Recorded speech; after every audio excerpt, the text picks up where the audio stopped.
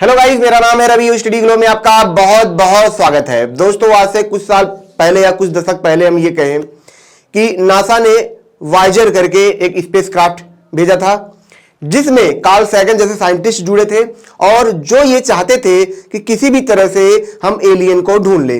जिसके लिए उन्होंने क्या किया था, बहुत सारे उसमें ऑडियो ट्रैक्स, बहुत सारे उसमें क्वांटम बिट नंबर उसमें डाला गया ताकि जब वो एलियन को मिले तो उस नंबर से समझ जाए कि हमारी धरती कहां पे है और वहां पे उनके ही तरह इंसान रहते हैं जिनके लिए हम एलियन होते।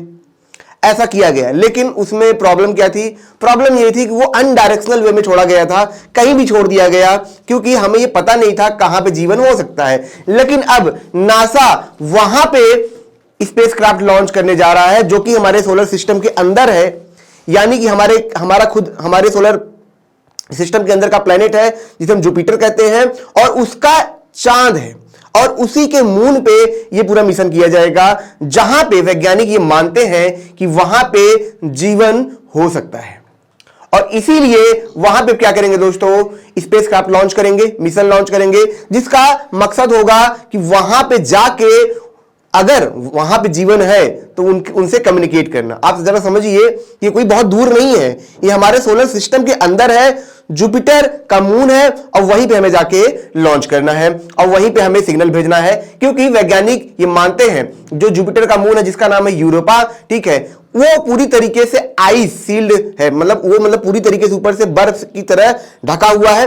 जैसे हमारी आप धरती देखते हैं, पानी है ऊपर लेकिन जमीन भी है, लेकिन वहां ऐसा नहीं है, वो पूरी तरीके से बर्फ से ढका हुआ है। ऊपर की जो परत है बर्फ की तरह ठंडी हो गई है, लेकिन आपको पता है जहां ऊपर बर्फ होता है नीचे क्या होता है, पानी होता है, और वहां पानी है और ये काफी सालों से है, जब से बना होगा तब से है। तो वैज्ञानिक ये मानते हैं कि वहां पे जरूर जीवन पनप रहा होगा। तो यहां पे सिर्फ मैसेज भेजना नहीं है, बल्कि ये भी जानना है कि वहां की हालात क्या है, क्या ऐसा है कि वहां पे जीवन पनप रहा है। देखिए अभी क्या है दोस्तों कि वैज्ञानिक ये चाहते हैं कि कैसे भी करके हमें एक उम्मीद मिल जाए जहां पे जीवन पनप रहा हो, नेचुरली पनप रहा हो। अगर ऐसा होता है तो थोड़ा सा साइंस लगाएंगे, थोड़ा सा तड़का मसाला साइंस का लगा के, टेक्निक लगा के हम वहां पे क्या करेंगे, रहना शुरू कर देंगे, या रहने लायक उसको हम फ्यूचर में बना लेंगे। ठीक है, बस यही वैज्ञानिक चाहते हैं। इसलिए आप देखेंगे मार्स में तो कुछ भी नहीं है फिर भी वहां पे रहना चाहते हैं, चांद पे कुछ भी नहीं है फिर भी।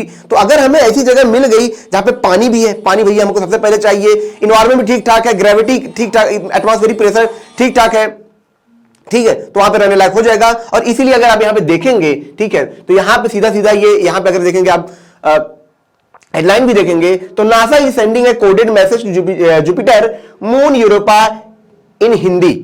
इन हिंदी का क्या मतलब है, यानी कि जो मैसेज भेजा जाएगा वहां पे वो 103 लैंग्वेज के फॉर्म में होगा। सिर्फ ऐसा नहीं है कि इंग्लिश में होगा, अमेरिकन लैंग्वेज में होगा, हिंदी लैंग्वेज में होगा, बाकी जो 103 लैंग्वेज हैं उनके वे में भेजा जाएगा। किसमें भेजा जाएगा, समझने की बात है। भेजा जाएगा प्लेट 7x11 इंच, ठीक है, जो प्लेट है किससे बना है, मेटल टैंटलम। अगर आप प्लेट समझना चाहते हैं कैसा होगा तो इसी आकार का ये प्लेट होगा, इस पे ही ये भेजा जाएगा। कैसे भेजा जाएगा आप जरा यहां पे समझिए कि यहां पे कोई वर्ड नहीं लिखा है, कुछ वर्ड नहीं है। यहां पे क्या है, यहां पे यह फ्रीक्वेंसी है। अब देखिए यहां पे क्या है, फ्रीक्वेंसी। अब वो कैसी फ्रीक्वेंसी है मैं आपको समझाऊंगा, लेकिन ये वर्ड के फॉर्म में नहीं होगा। अब देखिए वाइब्रेशन के फॉर्म में होगा और यहीं से इसको भेजा जाएगा, 103 लैंग्वेज में होगा। भेजा क्या जाएगा, भेजा जाएगा पानी कह के, क्योंकि पानी है तो जीवन है, मछली जल की रानी है, समझ सकते हैं। तो भेजा जाएगा पानी, और जो ये मैसेज होगा पानी के फॉर्म में होगा, वहां पे जाए, क्योंकि वहां भी पानी है यहां भी पानी है, ये पानी पानी दोनों पड़ोसी। तो कैसे, यहां पे आप समझिए। सबसे पहले मैं आपको प्लेट के बारे में बता देता हूं, तब उसके बारे में चर्चा करता हूं। ये जो प्लेट है दोस्तों, ठीक है, ये बहुत बढ़िया एक नॉवेल थी, उसमें इसकी चर्चा की गई थी, यूरोपा के बारे में कहानियां लिखी गई थी, रहस्यमयी जगह है, वहां पे एलियन है, यही सब का लिखा गया था। तो ऐसे प्लेट की चर्चा की गई थी, इसीलिए इस आकार के आप देखेंगे जो टैंटलम का प्लेट है वो चुना गया है। टैंटलम का प्लेट ही क्यों चुना गया, जो मेटेलिक टैंटलम होता है वो काफी ज्यादा हार्ड होता है, काफी ज्यादा करोजन लेस होता है, ठीक है। वो मतलब आप समझिए इम्पॉसिबल हो सकता है इसमें करोजन होना। तो ये काफी, ताकि वहां पे जाए तो कई सालों तक, करोड़ों साल तक पड़ा रहे लेकिन खराब ना हो, इसीलिए इस पे खुरेद के हमारे साइन बनाए जाएंगे, मैसेज को बनाया जाएगा। अब चर्चा करते हैं कि मैसेज कैसे भेजा जाएगा। आप एक बात समझिए, जब हमारे दिल की धड़कन धक धक करती है तो आप देखेंगे जब कोई मरीज हॉस्पिटल में होता है तो मॉनिटर के अंदर वो वाइब्रेशन को दिखाता है, यानी कि अगर दिल की धड़कन तेज है तो वाइब्रेशन तेज होगा। आप कल्पना करिए, जो हम बोलते हैं, हम जो आवाजें निकालते हैं, जो हमारे वोकल से आवाजें निकलती हैं, वो एक वाइब्रेशन के रूप में होती है। यानी कि जो हम बोल रहे हैं, अगर मैं बोलूं पानी तो पानी का अपना एक वाइब्रेशन है, अगर मैं बोलूं कहानी तो कहानी का अपना एक वाइब्रेशन है, राम का अपना एक वाइब्रेशन है। अगर कोई इंसान वाइब्रेशन कर रहा है, हमें सुनाई नहीं दे रहा है, लेकिन हमारे पास कोई ऐसी मशीन हो उसमें वाइब्रेशन हम क्या करें, नोट कर लें, तो हमें समझ में आ जाएगा, अच्छा इस वाइब्रेशन में बोला तो ये राम बोला होगा, इस वाइब्रेशन में बोला होगा ये राहुल बोला होगा, पृथ्वी बोला होगा। हर एक आवाज की अपनी क्या है, वाइब्रेशन है। वैसे पानी की भी क्या होती है दोस्तों, अपनी एक वाइब्रेशन होती है। जब पानी अगर मैं हिंदी में बोलूंगा तो उसकी वाइब्रेशन कुछ और होगी, उस वाइब्रेशन को हम नोट कर सकते हैं, ठीक है। उस वाइब्रेशन को हम क्या कर सकते हैं, नोट कर सकते हैं ग्राफ के फॉर्म में, ठीक है। और उस इमेज को हम क्या करेंगे, यहां पे अगर आप देखेंगे, जैसे ये इमेज है, पानी हमने हिंदी में बोला तो इसने क्या किया, इस वाइब्रेशन को यहां पे आप देखेंगे दिखाया है, यहां पे इस झंझनाहट को यहां पे दिखाया, तो उसी वाइब्रेशन को हम क्या करेंगे, इस प्लेट पे अगर आप देखेंगे, यहां पे देखेंगे आप वाइब्रेशन है, ठीक है। तो हिंदी का वाइब्रेशन ऐसे है।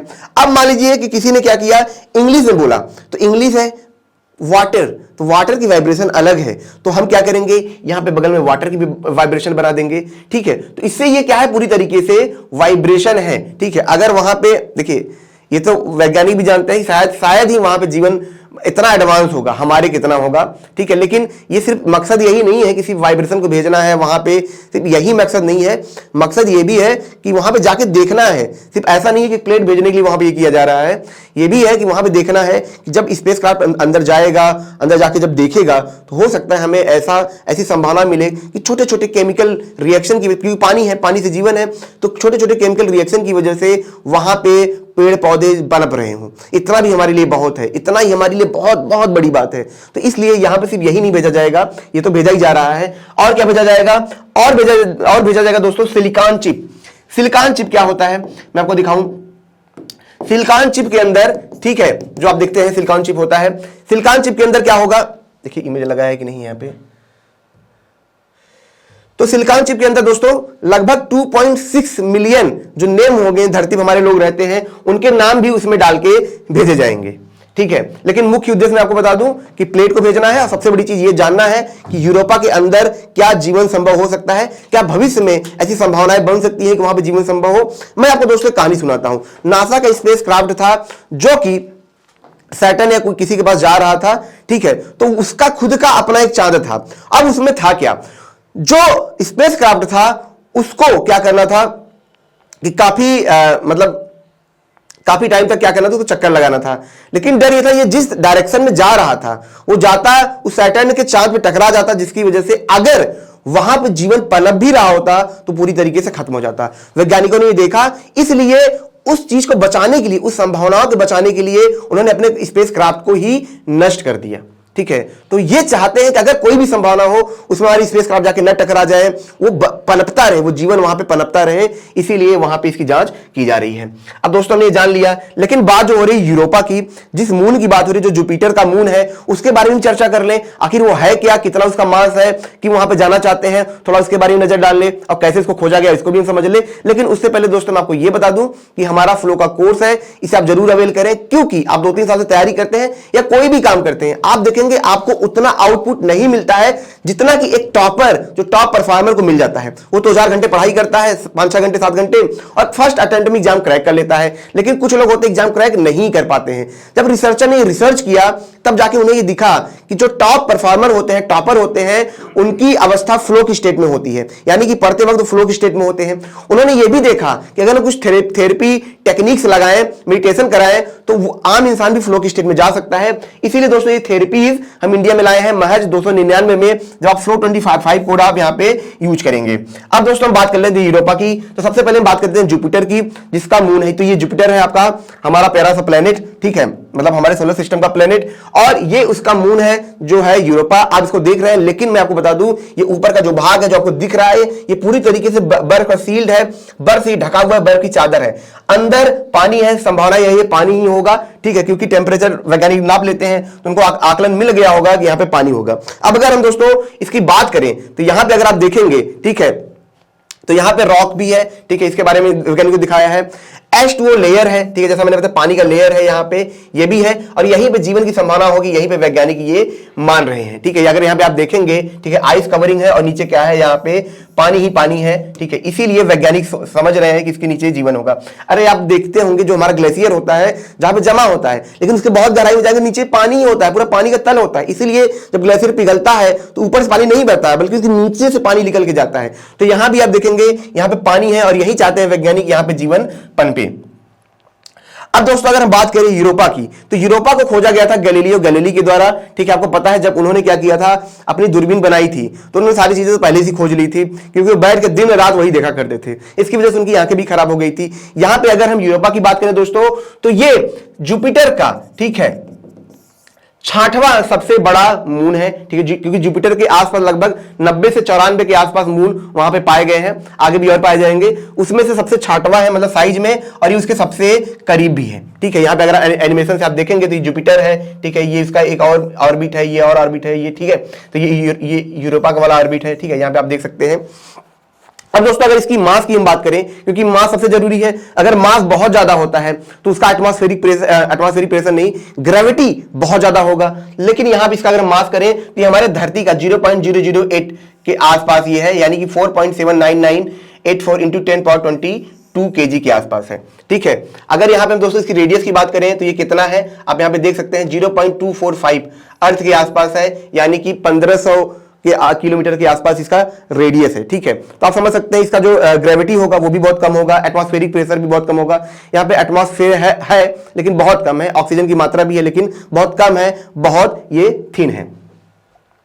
तो दोस्तों ये छोटा सा लेक्चर था, ठीक, जिसमें हमने जाना कि आखिर ये मिशन कब लॉन्च होगा, ठीक है, अक्टूबर में होगा, और ये क्या क्या काम करेगा और ये हमें क्या हमें बताएगा, क्योंकि अगर ये हमें मिल जाता है, सच में अगर ये हमें जीवन यहाँ पे मिलता है तो ये बहुत खास है, क्योंकि ये हमारे पास बहुत है।